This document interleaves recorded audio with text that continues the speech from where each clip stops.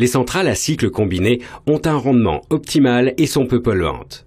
Comme leur nom l'indique, elles combinent deux équipements de production d'énergie que sont la turbine à combustion et la turbine à vapeur. Tout d'abord, de l'air frais est injecté dans un compresseur. Cet air, ainsi comprimé à haute pression, est alors propulsé dans la chambre de combustion.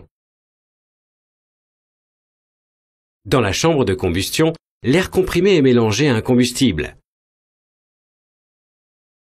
Une fois enflammé, la réaction produit des gaz chauds. Ces gaz chauds sont propulsés dans une turbine dont ils activent la rotation. Cette turbine entraîne directement un alternateur qui produit l'électricité. Enfin, l'énergie produite par cet alternateur est évacuée vers le réseau d'électricité par l'intermédiaire d'un transformateur.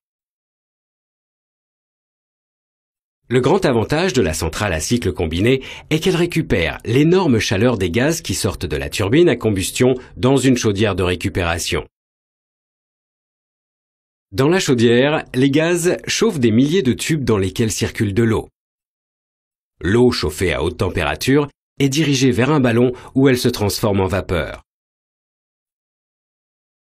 La vapeur est envoyée sous pression vers la turbine, qui est mise en mouvement et transforme l'énergie thermique en énergie mécanique.